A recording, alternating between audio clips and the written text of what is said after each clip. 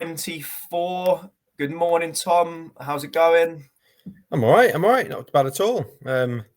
It's nice and warm in Scarborough, and I don't surf, but it was nice to watch the surfers on their boards this morning, enjoying the water. Nice. I love how whatever's going on, it's straight into the weather.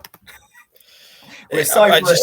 I'm very, very British. Yes, I can't help it. It's lovely here too, as well. Just to let you know, and I'm actually learning to surf. I've been a few times. I love it. It's awesome. Oh, really? Yeah, well, hanging 10, and walking the dog and all. And all that. Yeah, you could definitely do it. You could definitely do it. Great fun. All right, so look, guys. Episode 24. We are going to be talking about accepting responsibility for what happens in your life, and that will genuinely really transform your mindset 100%, whether that's in fitness, relationships, work, family. Once you accept responsibility for what's going on, it's massively empowering. And we're going to get into that. But quickly, just before we do get into that, we do appreciate any comments. We had some awesome comments last week. Any questions, any feedback, anything you want us to cover on other lives, we'll absolutely cover it. And then also what we're going to do from today, all of these talks are in YouTube. We're going to put a link afterwards, and then you can obviously check out even more, because we'll have 24 today, but we've got 23 of these. So there's a huge amount of value, right, Tom, for anyone to look through. Absolutely. And it's different topics, but generally it's about kind of being the best version of ourselves and making lifelong changes to our health, because I think it's important that we get out of this kind of boom and bust, up and down thing that a lot of people go through. Yeah, and let's go there. Yeah, so obviously we're talking about accepting responsibility, and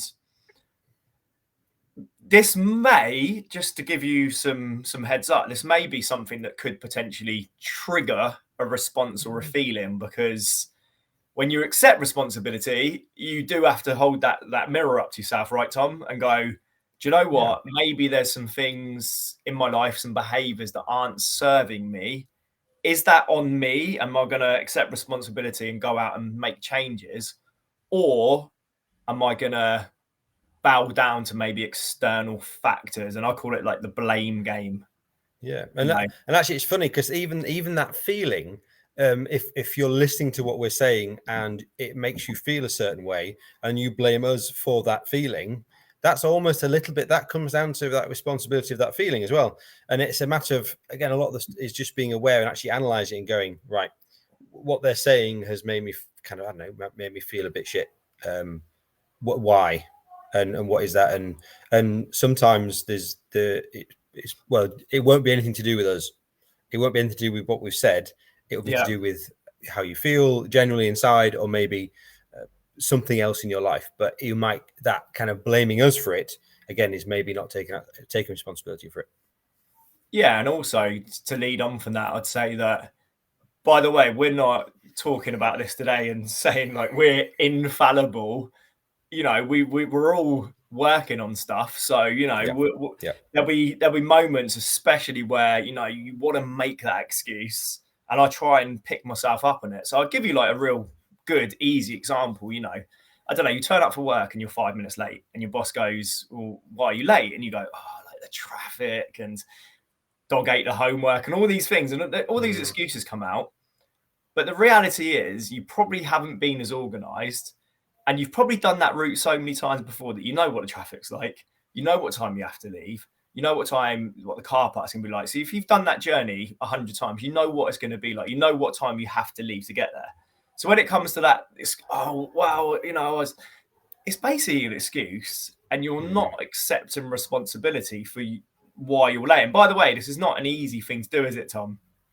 It's not an easy thing to do. No, and it can be really...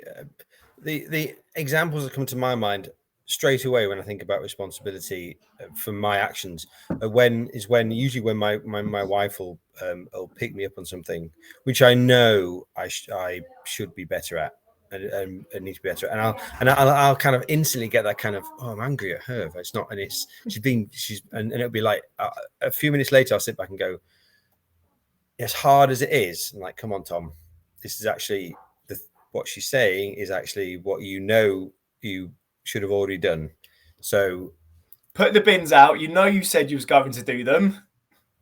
Yeah, it's all sorts of stuff, and it's a bit like she's very good at because she knows me well at picking at the stuff that I know I should do. So some of my videos from my program, which I did ages ago, when I first started, and during COVID, so my hair is a bit messy, and I know they're a little bit sketchy, and she's been watching some of them, and she says you need to redo them. I'm like, no, you don't understand that, but actually deep down, it's because I know I need to redo them, and I've needed to redo them for ages. So it's a matter of going, do you know what? I'm responsible for this. I'm responsible for how I feel. She isn't making me feel a certain way. She's just scratching that kind of itch or picking at that scab. Yeah, 100%. I think if you're sitting there with a bit of a feeling, or you're getting triggered, it's quite important to go, what's actually triggering me? Is it actually what they're saying, or is it deep down a little bit an element of truth? Because I think if you're okay and you're not getting triggered, then nothing's really going on, is there?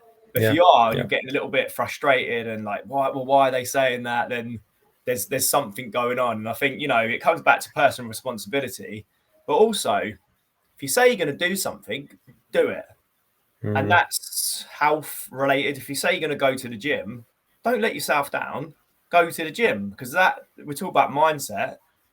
That shifts your mindset when you start doing the things you say you're going to do. If you start letting yourself off and not going, that diminishes your mindset, And that could be work as well. You don't want your boss checking up on you going, well, Tom, did you send that email?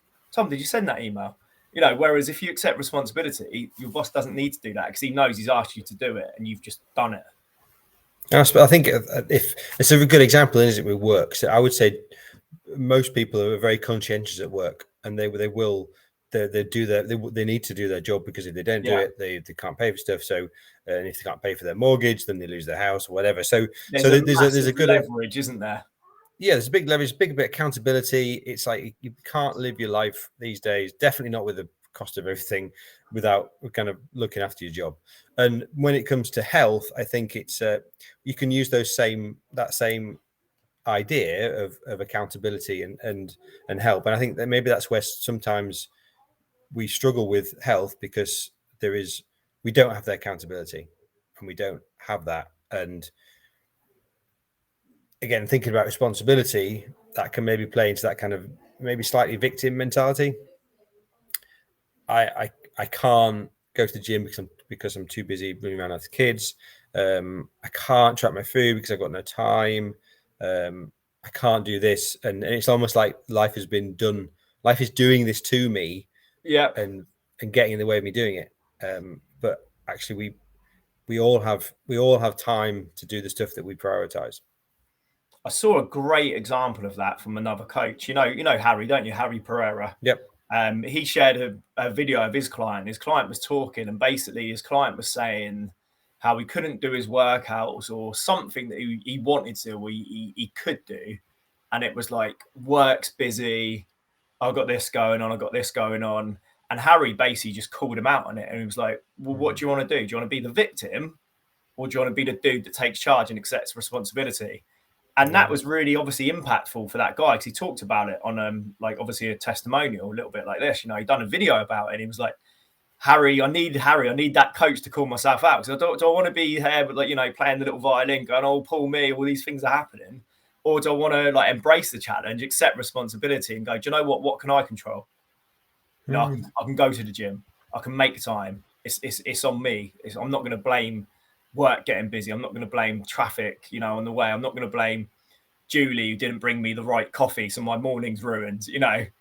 Little things like that. Yeah, I thought that was awesome, by the way.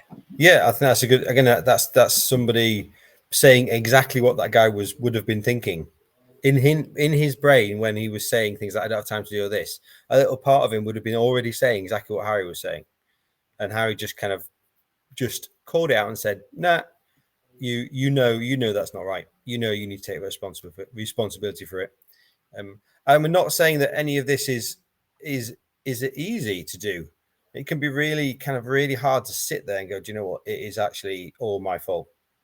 And the situation I'm in is my fault, but also that's empowering, because if it's your fault, you're in that situation, you also have the power in yourself to fix it. Yeah, and I reckon if you are deep down being 100% truly honest, and you are literally like, do you know what? I did everything I could. It's on me. I did everything I could. I couldn't quite get to the gym, or I've set some goals for the week, and I just couldn't make them. If you're being absolutely honest, and that's the absolute truth, then that's cool, because that's still accepting responsibility. But if there's part of you going, am I bullshitting myself here a little bit? Then if you're thinking that, you are, aren't you? If you're thinking that, you are. And sometimes you do need a coach. That was the best thing about when I went through the program a few years ago with Tim. You know, we know Tim, like my first coach. I loved that I'd get on a call, and if I hadn't done what we'd agreed, he'd call me out my bullshit. But then what started to happen, I used to start calling myself out on my bullshit. So when I'm about to make that excuse, or I go, actually, Tim, I didn't do that because of this. I didn't do that. It's on me. It's actually on me. And then I'm like, I've held my hands up. I'm responsible for that then. And then I can go and change it, as opposed to going, well, this happened. And again, dog ate my homework and this. And you're giving away all your power. Yeah. I mean, I do the same thing where I'll catch myself being a bit lazy. Like when I throw my socks across the room at the dirty bin and they miss, and there'll be like a fraction of a second where I'll be like, oh, fuck it, I'll leave it.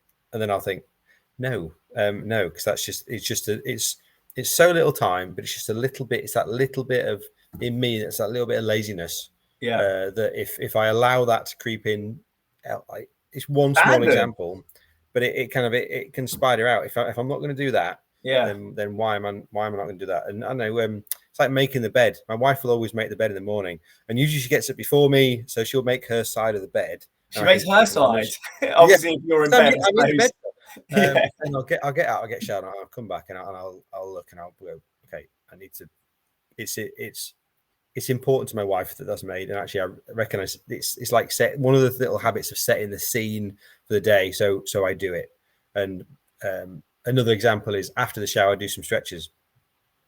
And now, because it's a habit, I do it every day. But sometimes I'll catch myself going, oh, do I need to do it today? And then part of me will go, yeah, you fucking do. You do. Yeah. Because this is doing this little 5-minute routine. It's not even 5 minutes. It helps my body be strong and supple. And it's like, you know what, I'm going to do it. And I don't always want to do it, but again, I am trying. Like you said, we're works in progress. Yeah. I'm trying to take responsibility for these things myself. Even these little things spider out. 100%. And there's two things that I thought of, like leading off from that, is like almost like all those little micro decisions. So it could be like, yeah, you throw the socks, it doesn't quite go in, and you leave it, and then you leave the glass outside the dishwasher, and then all these things, and it's all these little micro decisions that are like, is this me accepting responsibility, and is this me holding standards? You know, not making the bed, all these things. It's like, well, what standards do you want to live by? And then the second thing for you is the stretching. For me, it's cold showers. Like anyone that knows me, who would have met me a few years ago, knows how much I hate the cold. I didn't go in the English Sea for like 10 years. I lived like 5 minutes on the beach. So for me, if I'm looking at mindset and standards, like every single day I have a cold shower without fail. And trust me, I never want to have a cold shower. Never, ever want to have a cold shower. But every single day I have one, because I'm like, it's uncomfortable. So I want to do uncomfortable things. I want to embrace the getting out of the comfort zone. And it shifts my mindset. I'm like, okay, I'm ready for the day now. Like I've done something really uncomfortable. I've made my bed and I've set my standards for the day. Yeah, it's like building a muscle, like that muscle in your brain, that ability to do the stuff, do the right thing, even if you don't want to do it. And 9 times out of 10, you don't want to do it. 9 times out of 10, you don't want to do it, do you? Like 10 out of 10, I never want to have a cold shower. But the other thing, how do you feel afterwards? Oh yeah, I feel awesome. I feel awesome because there's lots of benefits, but it's a challenge that I've embraced, and I feel awesome. And also, if you think about it, it's only, and this was I got this from David Goggins. It's only a temporary bit of discomfort. Temporary. I'm not in there for like hours. And most things, if you look at the gym, I think that's the best example. You might go to the gym for an hour, during your sets, there's temporary discomfort. It doesn't last forever. and you have that hour session, then you feel awesome for the rest of the day. So again, it's like, you know, you can look at those, I think, short-term decisions. I'm not going to put the glass in the dishwasher, but what is that saying to yourself? Yeah. It might sound a bit weird to people thinking, well, they're talking about picking up socks off the floor, but you're right. It's an overall look at your life. Like you said, are you doing the things that you should be doing or you want to do most of the time? And again, if you're being honest and saying, I am trying my best, I'm doing everything, then that's great. But I think for most of us, me included, there's definitely things that I could be better, that I want to be better at, and I catch myself still and go, "Come on, Tom, take this is your fault. Take responsibility." A big motivator for me is if I watched my children do the action, what would I say? And generally, I probably hold my kids to a higher level than I sometimes hold myself, sadly. Yeah. But kind of, I think, right. But if they watched me, what example am I setting? And that catches me all the time. And I go, like, I had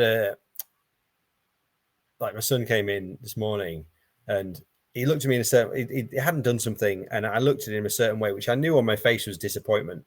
And actually, I thought, you know what, the way I dealt with that is not good. Yeah. And I'm not being fair to him. So I went over and I said sorry, and I said, you know what, I apologize. This is what I wanted to say, actually. And I hope that action is better than me just piling all that disappointment onto him. But that all feeds in, though, doesn't it? I think that's all, like, it all feeds in together. And again, like, going back to the sock, if you're leaving the sock there, like, someone's going to have to do it, right? And if it's it'll be my wife, and she'll be pissed off at me. Exactly, you know. So if you're saying to yourself, you're going to go to the gym, you're going to eat healthy, you're going to start a diet on Mondays, you're saying all these things, but then you keep letting yourself down. It's almost like the version of your wife, like, doing all the things after you. You'll bring that onto yourself. You've got to, like, live with those false promises, I guess, to yourself, and you're going to feel like crap, aren't you? Basically, if you keep letting yourself down, so you can do. I know it's it's like I am letting myself down. I know it's a lower self thing. Yeah, and that you never feel great when you're behaving that way. Yeah, again, like, whether that's the gym, like relationships, where you say you're going to do something. Relationships, like, I mean, wife, but kids, kids as well. Relationships at work, like, and do you know what? Once you start doing it, and by the way, there's a great book as well called Extreme Ownership by Jocko Willink. And that's literally an overview of literally accepting responsibility for everything that happens in your life. You're late for work. Why? What happens? You had an argument with your missus. Like, what did I do? Because we can also be quite good, can't we? And like, no, but it's their fault. They did this, and that's why I did that. Okay, but what was your side of it? What did you do? Yeah, and I like that phrase, extreme ownership. That sounds really painful. But yeah, I suppose you don't have to. I say none of us are perfect. Like the 80-20 rule, I think fits with most things. If you're 80% there, that's really good. Yeah, it's probably 80-20 the other way, though, I think, for most. But I always think about it this as well. I remember I learned this, like, quite young. I don't know how, but when I was in school, I was quite naughty, and I would always just, if I'd done something wrong, I'd always kind of just put my hand up and go, do you know what, I accept the consequences. And others would, like, they'd run off and they'd hide and they'd get away with it. And I'd be like, what? Why have they done that? It's like, it's really unfair. But I actually think it's done me a favor in later years to go, no, I did something wrong. I've got, you do the crime, do the time, and I used to get myself in a lot of trouble. And I probably could have got out of a lot of trouble by just, like, running away or hiding. Or I'm talking very young, by the way. This wasn't a few years ago. But, like, I think that actually taught me some quite valuable lessons in when you've done something, hold your hands up. So I was kind of the opposite. I think I was a good boy. And I probably, well, I think when I, not probably, I know, I think, see, even my brain's going probably and think, I know that if I got in trouble, I would do things to try and avoid it. And yeah, so, but I was a good boy. So the idea of getting in trouble was you didn't get into really trouble painful. too often. Yeah, I got in a lot. I No. got in a lot of trouble. Spent a lot of time on the naughty step, a lot of time in detention. Probably could have got away with a lot of stuff, but like I said, I think it's actually taught me quite a valuable lesson. Because again, you got to learn from these things, haven't you? So if a pattern's repeating again and again and again, and I always think about that saying, like, if you've met 10 dickheads in a day, chances are you're actually probably dickhead. I think, is it Luke Doran uses a slightly stronger I know, I didn't want to use the that. C word. I thought the D word was slightly better for 9 a.m. Right. What action can we give people that are watching? I reckon the first thing would be try and catch yourself when you're doing it.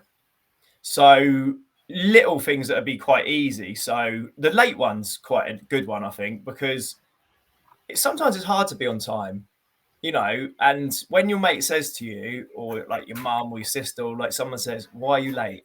"Oh, you're late," instead of giving the excuse like, "Oh, it's the kids," because parents are so good at blaming the kids, and sometimes it is the kids, But like when that excuse is about to come out, call yourself on it and go, "Is that true?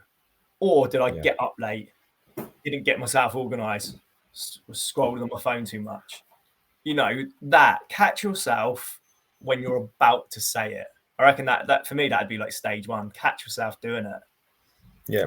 One thing I do is if someone's, again, the best example is talking to my wife, and she's talking to me, and I can feel myself kind of going, "Well, I want to fight against it. It's not my fault." And I really think about it, and it's kind of, as painful as it is that acceptance, and even if you don't do it in the moment, 5 minutes later, when I've calmed down and I have thought about it, I will go and say, "I'm sorry, I haven't behaved in the right way, or I haven't done what I said I was going to do," and there's a definite. It always feels better when you're doing that, and it's a lot more powerful to be able to do that as well. There's a definite kind of, I think, when you behave to your higher self, you feel better, and you feel actually more powerful, even though you're maybe accepting. It might feel like a place of weakness. Actually, it's a place of power.